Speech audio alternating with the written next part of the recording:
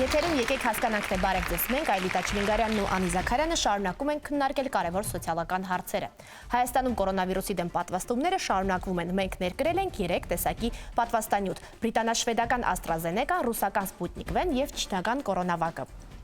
Ամառային հանգստի արձակուրդի մեկնողներն էլ արդեն հետաքրքրվում են, թե արդյոք պարտադիր է լինելու պատվաստվել է երկրից դուրս մեկնելու համար։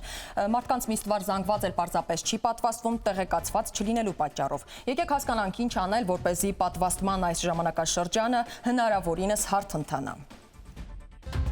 Կա երկրորդ տարբերակը ընտրելու, չպատվաստվել օրինակ եւ համառային արձակուրդները անցկացնել սեփական երկրում։ Բոլոր այն քաղաքացիները, ովքեր ստացել են առաջին պատվաստումը, կստանան իրենց երկրորդ պատվաստանյութը առանց ուշացումների։ Չգիտի, որը որտեղ է պատվաստվելու, որպեսզի կարողանա այդ տվյալ երկրում լինի։ Չնշանակում ես կարծում եմ, չկա այտենց դու կարծում ես, եթե դու մասնագետ ես, դու չես կարող կարծիք այտենց։ Ամեն երկիր եթե ունի իր ճանաչած պատվաստանյութը, այստեղ ազատ ճամփորդելու մասին մենք չենք կարող խոսել։ Ասիական երկրներությամբ ուրեմն միշտ էլ գոյություն են ունեցել պարտադիր վակցինաներ։ Պատվաստանյութը եւս դեղամիջոց է։ Հետևաբար նա եւս պիտի լինի գրանցված։ Հիմա ինձ հետաքրքիր է գրանցված է, թե ոչ։ Մենք գիտենք դրա ծագումը, դրա բաղադրությունը, ինչ է իրանից ներկայացնում։ Այո, գիտենք։ Մեր լրագրողը մեկ օր անցկացրել է պատվաստող շարժական խմբի հետ։ Դիտենք ռեպորտաժը։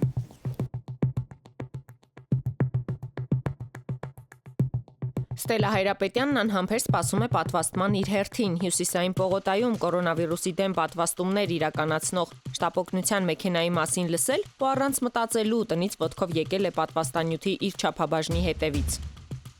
Աղջիկ ասա, մամա չվախենաս, հանկարծ մտածեց կմեռնես, չես մեռնել։ Չեք վախենում։ Ասա դու ուժեղ ես, չէ։ Այդ օրը որ թուփը վառում է, կելնեմ 80-ս կլրվի թուփը, მე 6 ամիս էլ ունեք։ Բայց ես հիմա ինձի 40 եմ զգում։ Քրոնիկ, ուղեկցող հիվանդությունների, հղիության շրջանի, կերակրման ընթացքի, տարիքի, արյան ճնշման և թթվածնով հագեցվածության մասին ճշտող հարցերից և ստուգումներից հետո են միայն քաղաքացիները պատվաստվում։ Հայաստանում բիզնես ունեմ, հաճախ եմ գալիս գնում, այդ պատճառով եմ պատվաստվում և այստեղ ավելի հեշտ է։ Իմ կարծիքով պետք է սերեսկի արդեն, որտեղ արդեն այս հիվանդությունի շղթան պետք է կտրվի։ Որոշել եմ պատվաստվել ու հորդորում եմ բոլորը պատվաստեն։ Ես իմ կամքով եկել եմ պատվաստման։ Պատվաստում տեսնեն, որ իմ հետ անվտանգ է, երևի իմ ընկերներն է կորոշեն պատվաստել։ Եվ ոնց անցավ սրսկումը։ Դուք որ իմ հետ խոսում եք, արդեն չհասկացամ։ Սրսկերը արդյոք։ Պատվաստումից հետո բժիշկները քաղաքացիներին խորհուրդ են տալիս մի քանի օր ալկոհոլ չօգտագործել, չծխել։ Ինչպես յուրաքանչյուր պատվաստումից հետո հնարավոր է լինեն մկանային ցավեր, ջերմության բարձրացում, հոդացավեր։ Շրջիկ կայանները կպատվաստեն բնակիչներին ամեն օր առավոտից երեկո։ Այս պահին բոլոր ցանկացողները կարող են պատվաստվել բրիտանա-շվեդական AstraZeneca-ով և ռուսական Sputnik V-ով։ Օրերս Հայաստան է ներկրվել նաև երրորդ չինական կորոնավակ պատվաստանյութը։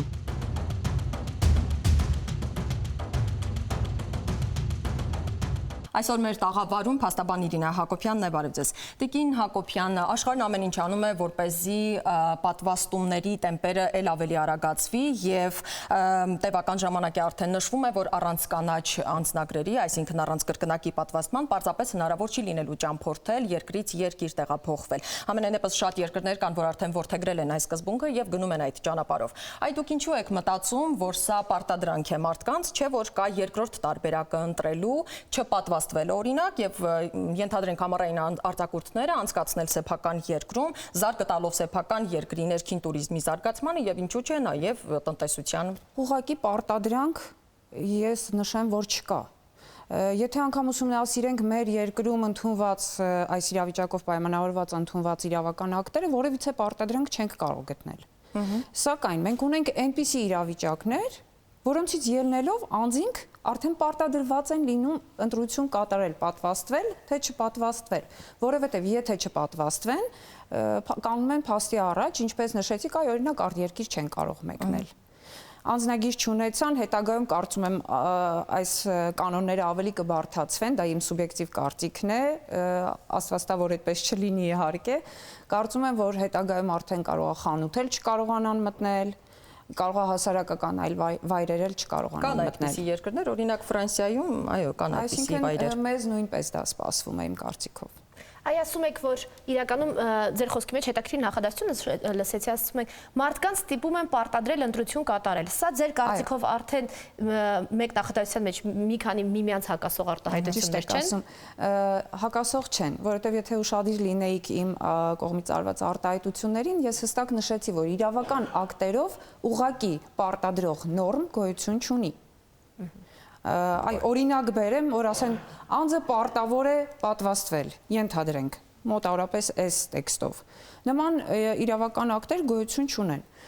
բայց ունենք իրավիճակներ, այ օրինակ ասում են, եթե չպատվաստվեն, սահմանը չեն կարող հատել, արտերկիր չեն կարող մեկնել։ Այսինքն ընտրության առաջ են կանգնացնում, դա անուղղակի պարտադրանք է։ Պարոն Ապրեսյան, կան երկրներ, որոնք հստակ սահմանել են կոնկրետ պատվաստանյութերի տեսակների կիրառումը։ Օրինակ նույն Եվրոպական միությունը այսօր գրանցել է միայն Pfizer-ը, Moderna-ն, AstraZeneca-ն եւ Johnson & Johnson ընկերությունների պատվաստանյութերը։ Նույն Sputnik V-ն կամ Coronavac-ը, չինական, որոնք այսօր ունենք նաեւ Հայաստանում, ընդունվել են եւ ճանաչվել են միայն ԱՀԿ-ի կողմից, Առողջապահության համաշխարհային կազմակերպության կողմից։ Չի ստացվում, որ ամեն երկիր եթե ունի իր ճանաչած պատվաստանյութը, այստեղ ազատ ճամփորդելու մասին մենք չենք կարող խոսել եւ ազատ туриզմ ունենալու մասին նույնպես։ Տարբեր երկրներ ունեն իրենց ընդունված, իրենց քաղաքականությունները, իրենց մուտքի ելքի ռեժիմները եւ ճամփորդելիս պետք է անպայման իմանաս այդ երկիր մեկնելիս ինչ կարող ես անել։ Նույնիսկ պատկերացրեք կորոնավիրուս չլինելու դեպքերում մի երկրում կարող է մի համաճարակ լինի, մի հիվանդություն լինի, որ ինչեւ դուք խոսում եք համաճարակների մասին, ես խոսում եմ նույն համաճարակի տարբեր պատվաստանյութերի մասին։ Եվ երկրներ էլ կա, որ ձեր նշած օրինակ Pfizer կամ այլ չի ընդունում կամ եւ այլն։ Այսինքն ստացվում է, որ այո, մարդիկ անորոշության մեջ են եւ եթե մի երկիր ուզում են գնան, նոխ իհարկե պետք է ուսումնասիրեն այդ երկրի մուտքի ելքի ռեժիմները եւ նույնիսկ մեր օրենքում զբոսաշրջության եւ զբոսաշրջային գործունեության մասին օրենքով նախատեսված է պայման պարտադիր զբոսաշրջային օպերատորի համար, որ ինքը պետք է զբոսաշրջային փաթեթը վաճառելիս տեղեկացնի։ Կա թյուր կարծիք, որ հնարավոր չէ երկրներ մուտք գործել, սակայն այստեղ հեշտացման մասին է միայն խոսքը գնում։ Այս պահին օրինակ մարդիկ համարյա թե երկրների բոլոր երկրները պահանջում են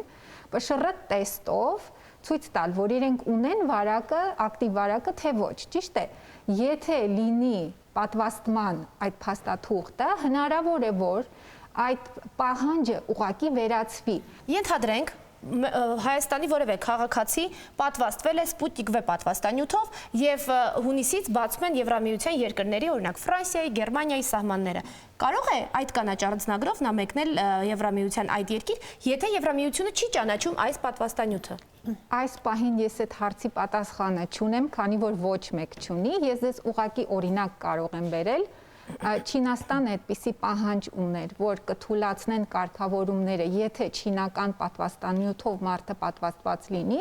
սակայն մի քանի շաբաթ առաջ այդ սահմանափակումը վերացվել է, այսինքն երբ որ համաշխարհային մակարդակով տարբեր պատվաստանյութերը մեծ քանակով օգտագործվում են,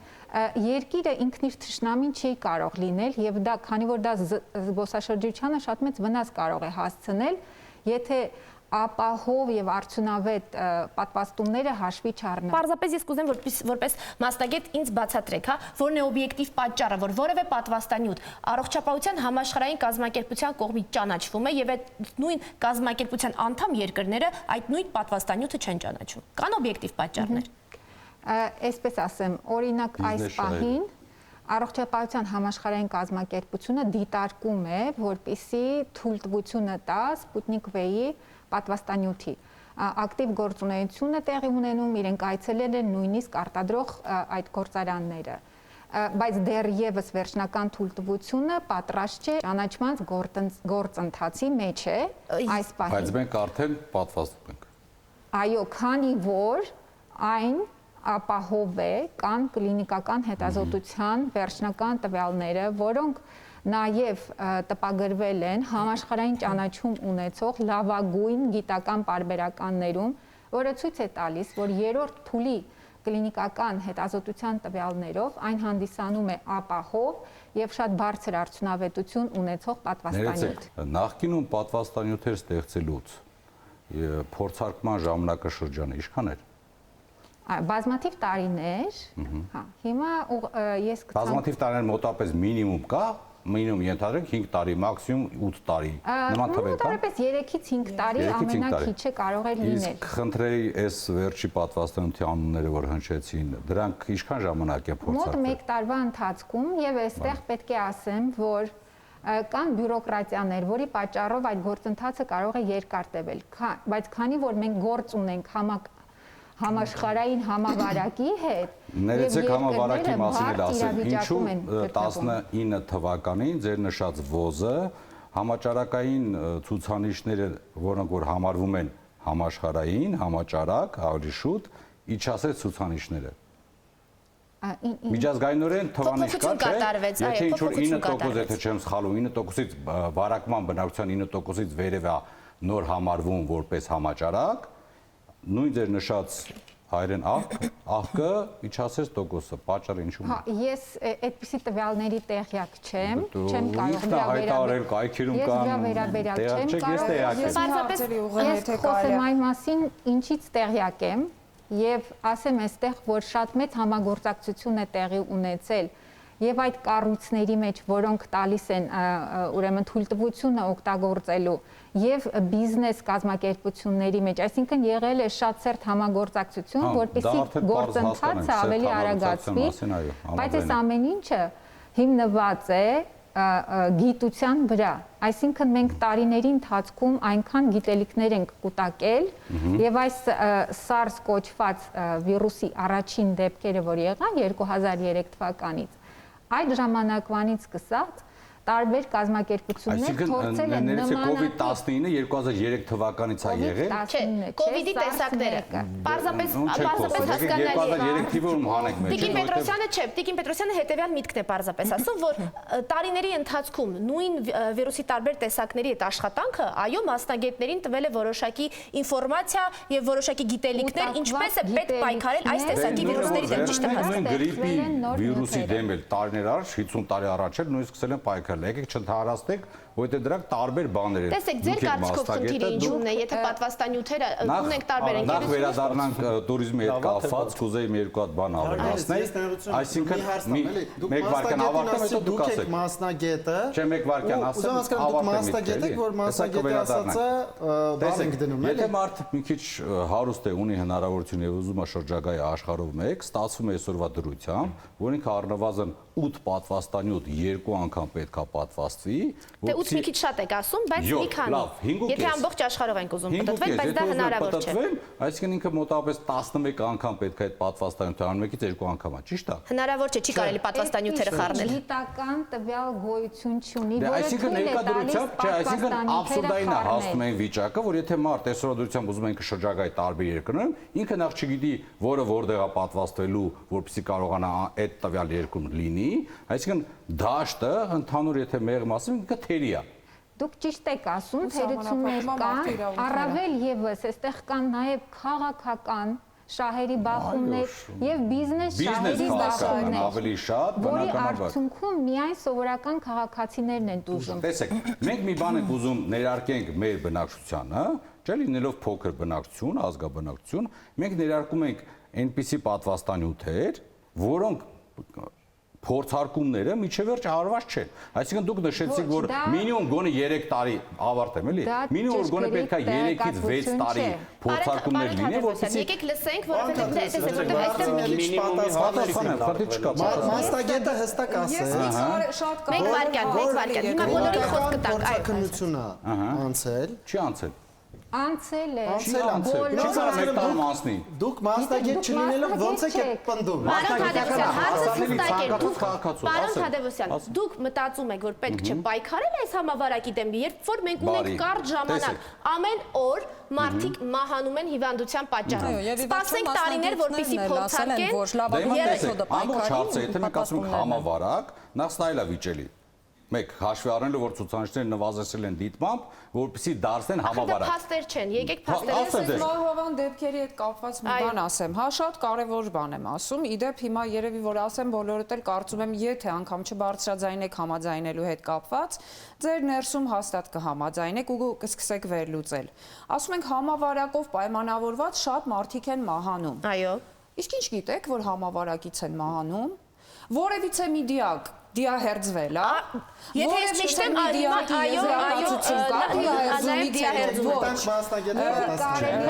Ես դեռ չեմ ավարտել։ Եթե թույլ տակ ավարտեմ, նոր արդեն թող համապատասխան մասնագետները անում ենք, այո, հիշում ենք այս որևիցե մի դիակի դիահերձում չի արվել։ Չի արվել, որովհետև ի սկզբանե մշակվել են կանոններ, որ այդ դիահերձումները չարվեն։ Որևիցե մեկը փաստերով ինձ որպես իրավաբանի կարող է ցույց տալ որ այս ինչ մարդը վիրուսից է մահացել եւ բժշկի եզրակացությամբ հերոստալիքով մենք հիմա միսինֆորմացիա ենք տարածում ժողովուրդ ջան դա շատ վտանգավոր բան է ես խնդրում եմ ուշադիր լինենք որտեղ մեզ լսում են միլիոնավոր մարդիկ եւ այդպիսի բան կան մասնագետներ հազարավոր մասնագետներ որոնք աշխատում են այս խնդրի շուրջ եւ դա ապա տեղեկատվություն է որ այս պահին մեզ մոտ տեղի չեն ունենում այդ դիահերձումները։ Հիմա մեզ մոտ տեղի են ունենում այդ դիահերձումները։ Հիմա ներեցեք երբ մի ամիս առաջ թե այսօր։ Հիմա հենց հիմա։ Այո, իսկ անցած տարի Բարոն Թադևոսյան, եթե այսօր արդեն թույլատրվել է դիահերձումը, որովհետև համավարակի հետ դեմ կարողացել ենք ճիշտ պայքարելու ձևերը գտնել, հա, եւ հիմա նույն դիահերձումը տեղի ունենում եւ մենք եւ ձեզ եւ այն մարդկանց ովքեր չեն հավատում եւս մեկ անգամ նաեւ դիահերձումով են ապացուցում որ խնդիրը համավարակն է մի բան չի կարող չափազանցված լինել մոլորակի բոլոր երկրներում բոլոր գիտնականների կողմից բոլոր բուժաշխատողների կողմից եկեք խոսենք հստակ պատվաստանյութերի մասով հա խնդրում եմ ասեք պատվաստանյութը գրանցված է որևիցե մեկը Հայաստաններում ունեցված այս պատվաստանյութերից գրանցում ստացել են թե ոչ։ Գրանցման իրավաբանական հարցերով դուք կարող եք հարցում ուղարկել առողջապահության նախարարությանը։ Չէ, դու հիմա հաղորդման մասնակիցը դուք եք որպես ներկայացուցիչ, ես ձեզ եմ ուղղում, ես գիտեմ ես Տիկին Հակոբյան, որտեղ է, ինչ հարցադրում է, որտեղ է գրանցված։ Պատվաստանյութերը, որոնք ճանաչել են 3 պատվաստանյութներ, ցանկացած դեղամիջոց պետք է լինի գրանցված։ Եթե դեղամիջոցը գրանցված չի, ապա դրա վաճառքի իրավունքը ոչ մի դեղատուն չի ունենում։ Կամ օգտագործում։ Եթե անգամ վաճառում են, դա կորինի վաճառքը համարվում, որի համար վարչական ակտեր են կազմվում։ Դուք այդպես դեպք գիտեք, որ վաճառում են։ Պատվաստանյութի վաճառմամբ չի։ Ես օրենքն եմ մեկնաբանում։ Պատվաստանյութի վաճառք չկա, դա նաև վերաբերվում է պետական վաճառքի մասին չեմ խոսում, ես մեր օրենքն եմ մեկնաբանում։ Պատվաստանյութը եւս ոչ ես, եթե դուք ուշադիր մինչև վերջ լսեք եւ չընդհատեք, կհասկանաք, թե ես ինչ եմ ասում։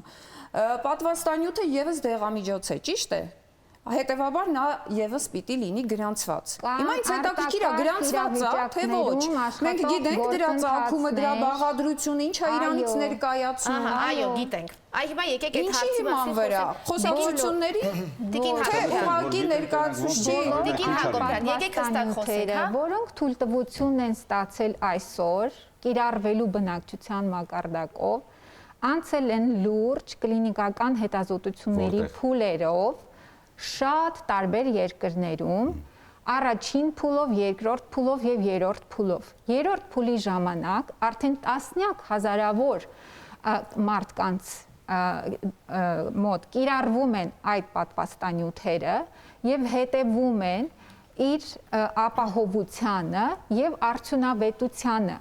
Եվ այդ հետազոտությունները նորից եմ կրկնում ամբողջությամբ արված են բոլոր ներկայումս հայտնի եւ ընդունված պատվաստանյութերի համար առավել եւս տպագրված են այդ հետազոտությունները։ Եթե ուսումնասիրվել են, ինձ խնդրում եմ կասեք ցուցանիշները տոկոսային առումով Պաբուշնի էֆեկտ հայերեն պրոստը չեմ կարող ասեմ։ Կողմնակի երևույթների տոկոսը որ չափ է կազմում։ Բոլոր պատվաստանյութերը դեղանյութեր են եւ ունեն տարբեր կողմնակի երևույթներ։ Եվ ասեմ, որ բոլոր կլինիկական հետազոտությունները, որոնք գոյություն ունեն, իրենք լուրջ կողմնակի էֆեկտներ, որոնք կարող են մարդու կյանքին վտանգ սպառնալ, չեն հայտնաբերել։ Սակայն երբ որ վակցինաները սկսում են օգտագործվել հարյուրավոր միլիոնավոր մարդկանց շրջանում երբեմն ի հայտ են գալիս խիստ հազվադեպ հանդիպող կողմնակի էֆեկտներ, որոնց հաճախականությունը համեմատելի է կայծակի շանթահարումից մահանալու հավանականության հետ։ Հավանականությունը որքան է։ Այո։ Ինչքան է ասում, այո։ Պատվաստանյութերի դեպքում, ասենք, կարող է 10%-ի մոտ լինել կողմնակի երևույթ, 20%-ի մոտ։ Բայց տարբեր պատվաստանյութերի տարբեր է։ Շատ կարևոր ինֆորմացիա է, խնդրում եմ ֆիքսենք սա։ Թևի ցավը դա համարվում է կողմնակի երևույթ։ Եվ դա գրանցվում է, քանի որ շատ լուրջ մոտեցում կա պատվաստանյութերին եւ իրենց առաջացրած կողմնակի երևույթ։ Նշեցիք 100 միլիոն եւ ավելի դեպքում։ Ճիշտ է, այսինքն քանի որ ինքը դեր փորձարկման փուլում է ներկայդրությամբ գտնվում։ Այո, 4 միլիոնից ավել փորձարկում եղել է։ Ես ապշած եմ այն փաստից, որ մենք ունենք տաղավարում փաստաբան, ով տալիս է հարցեր, որը հենց ոլորտային են, հա, մասնագիտական, ասենք, քիչ առաջ մեր բանախոսը հարց է աղում, թե արդյոք տվյալ պատվաստանյութերը գրանցված են Հայաստանում, թե ոչ, այնինչ դրա համար, եթե ես կոնկրետ որպես туриզմի էքսպերտ, եթե ես ունեմ ինձ հուզող հարց հենց իմ ոլորտից, ես շատ հանգիստ կարող եմ այդ հարցերի պատասխանը շատ արագ ստանալ համապատասխան ընթացակարգով, համապատասխան կառույցներից։ Եվ եթե ես լինեի փաստաբան եւ ինձ հուզեր նման հարց, ինձ ոչինչ չէր խանգարի անել համապատասխան փաստաբանական հարցում։ Ուրեմն ես արձագանում մտցնեմ, հա, ես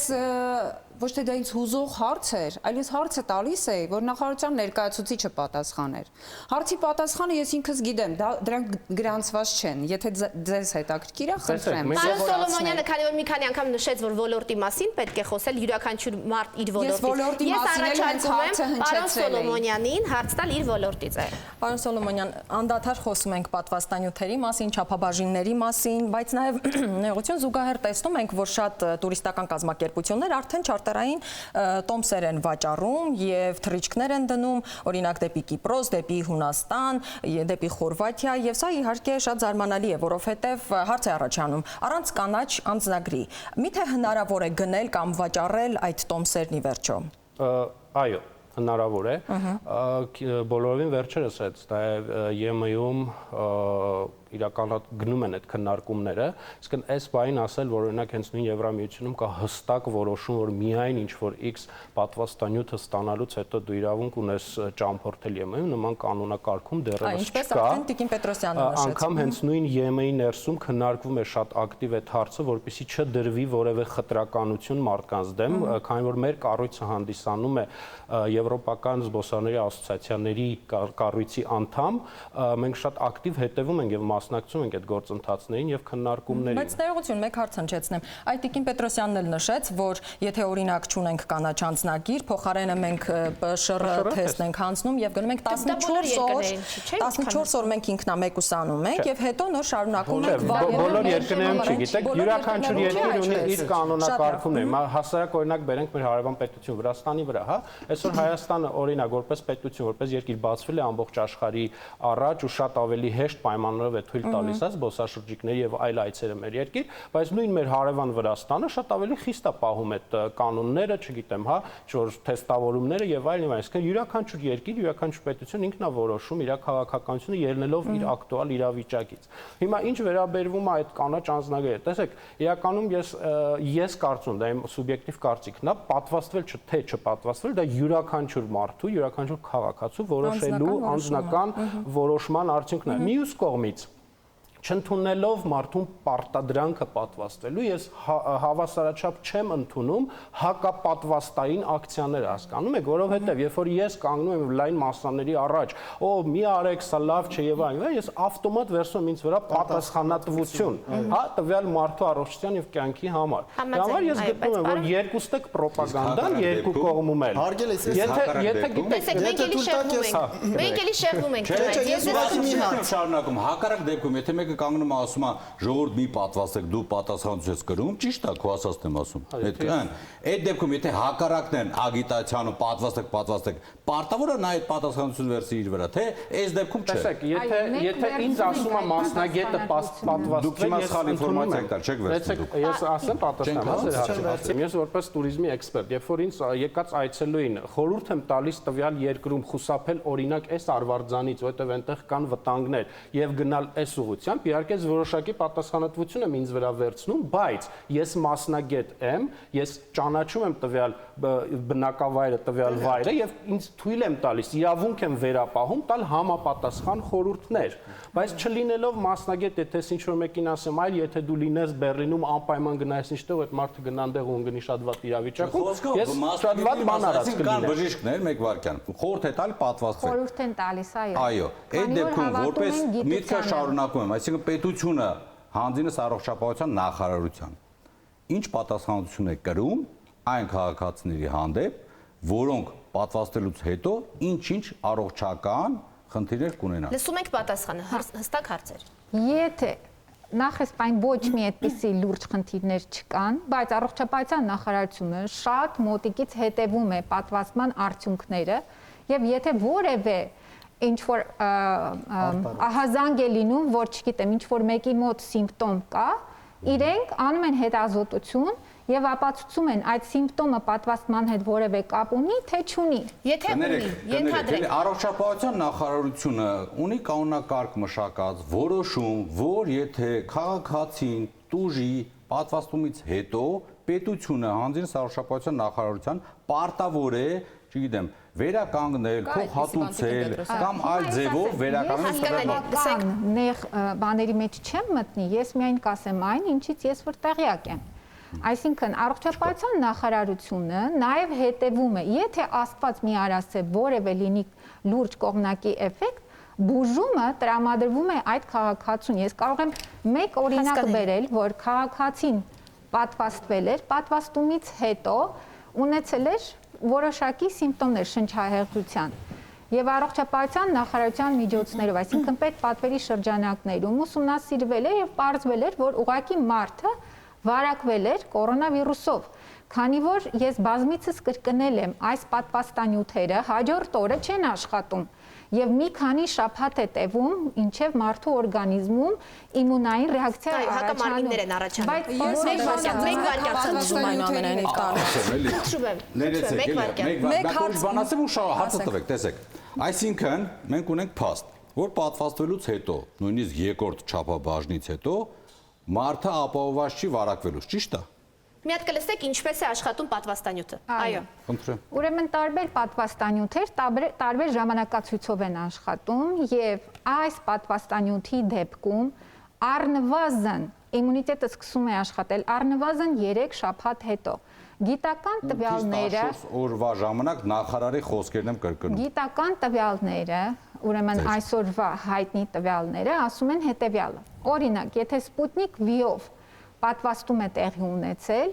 իր այդ կլինիկական հետազոտության սահմաններում էֆեկտիվությունը մոտ 92% էր գրանցվել։ Մի բան էլ պարզապես ես պարոն Թադևոսյանն քանի որ ասեց, կուզեի հստակեցնել, հա։ Պատվաստանյութը չի ասում, պատվաստված լինելը, չի ասում, որ դու չես վարակվելու, ասում է, որ երաշխավորում է, որ դու միջին կամ ծանր ձևով հիվանդությունը չես ստանելու եւ 100% չես մահանալու կորոնավիրուսից։ Հիմա արդեն հետազոտությունները ցույց են տալիս, երբ որ բնակչության մակարդակով միլիոններով մարդիկ ստանում են, ուրեմն տեղի է ունենում խիստ կրճատում վիրուսի կոնցենտրացիայի։ Եթե նույնիսկ մարդու մոտ լինի վիրուսը, այն այնքան ցածր կոնցենտրացիայի է լինում, որ չի տարածում, այսինքն չի վարակում մյուսներին։ Պարոն Սարգսյան, ես քանի որ բարձրաձայնում եմ բազմաթիվ տեխնիկական հարցեր, որոնք կարող են առաջանել պատվաստանյութի հետ կապված, հա, AstraZeneca-ն պատվաստվում ենք եւ հիմա սպասելու ենք երկրորդ խմբականակին։ Եվրոպայի հրաժարվելու մասին խոսում ենք AstraZeneca-ից, բայց եւս մեկ անգամ պետք է նշենք, որ այստեղ խնդիրը զուտ տեխնիկական է եղել, այսինքն այնպես չէ, որ Եվրոպան հրաժարվել է, որովհետև լավը չի եղել, այո, պատվաստանյութը լավն է, պարզապես այն խմբականակը, որ պետք է մատակարարվեր Եվրոպական միությանը, ընկերությունը չի հասցրել մատակարարել։ Խմբականակի մասին է խոսքը։ Առաջին խմբականակը, որ հասել է տեղ, բոլոր եվրոպական երկրները օգտագործում։ Մեկ անգամ եմ նշում, զուտ տեխնիկական հարց է, պայմանավորվածություն են ունեցել, որը ընկերությունը չի կարողացել ապահովել։ Այստեղ մենք որպես Հայաստանի քաղաքացիներ նորմալ հարց է առաջանում, իսկ մեր երկրորդ խմբականակը այն մարդկանց համար, ովքեր որ պատվաստվել են առաջին անգամ եւ առաջին խմբականակով եւ 2 ամիս հետո նորից պետք է ստանան երկրորդ խմբականակը։ Մենք համոզված ենք, որ այն տեղ է հասնելու եւ խնդիրները այո չեն առաջանալու։ Եկեք մի բան ֆիքսենք շատ հստակ։ մի մասամբ դրա մասին խոսքը գնաց, այսինքն ասացին, որ բավական մեծ բիզնես շահեր կան այս ամենի մեջ, ինչպես նաև քաղաքական, հա։ Մենք սա կարծես թե անտեսեցինք ու դուք քիչ առաջ ասացիք, չէ, որ նաև տեղեկատվություն կար ու նաև մեր հյուրերի մոտ էլ կար այդպիսի ինֆորմացիա, որը հերկվեց, որ Եվրոմիությունը նույն AstraZeneca-ն հանել է, չէ, իր սահմանում օգտագործել, այսինքն այդ կանաչ պասպորտի հարցը դուրս էր գալի կարծես թե, այսինքն դրանով չէր լինում էլ։ Հիմա այս տեղեկատվական, այսպես ասած, լուրջ բիզնես շահեր բերում են հենց ամենավատ մրցակցությանը, այսինքն նույն այդ ընկերությունները իրանք իրար միջև մրցում են եւ սև PR են իրար անում։ Եվ այդ սև PR-ից ոնց ասեմ, մի տեսակ նաև մարդիկ օգտվում են, այն մարդիկ, ովքեր մասնագետել չեն, եւ վերցնում են իրանց համոզմամբ, այդ որ ասում են, ես կարծում եմ, այդ կարծում եմ ամենասխալ բառերից մեկն է նմանատիպ թեմաների շուրջ։ Ինչ նշանակում ես կարծում եմ։ Չկա այտենց դու կարծում ես, եթե դու մասնագետ ես, դու չես կարող կարծիք հայտես։ Եթե հարգելի մեր իրավաբան գործընկերը ասում է, որ պատասխանություն մարդը վերցնում է իր վրա, երբ որ ասում է, որ գիտեք, մի պատվաստվեք, հա, այն նույն ձևի հարցը նչեց, եթե պետական կառույցը խորհուրդ է տալիս պատվաստել եւ անհատը հանրային կերպով ասում է մի պատվաստվեք, սա սուտա, սա բիզ, չէ, ես ուրիշ բան եմ։ Պետք է հստակեցնենք, փաստաբանը պարզապես ձևերի գրանցման մասին է։ Ես հիմա որ վերջացնեմ։ Նայելու են հաղորդումը, մարդիկ սխալ տպավորություն Հարգելի, չստեղծվի։ սպասեք վերջացնեմ միտքը, նոր հորդորում եք մեր գործընկերոջի, հիմա սպասեք ես միտքս վերջացնեմ, հարցս կլինի։ Ու հետո շատ անձնավորված է, կարծում եմ, Ժորժը, մենք ընդհանուր թեմայից ենք խոսում, անձերից եկեք դուրս գանք։ Ես որպես իրավաբան, ձեզ, հա, հարց եմ տալի հետևյալը։ Այն մարդը, ով որ մասնագետ չի, որևիցե առնչություն չունի ոլորտին, ու ինքը իրան թույլ է տալի հանրային ասել մի պատվաստվեք, հա։ Դրա,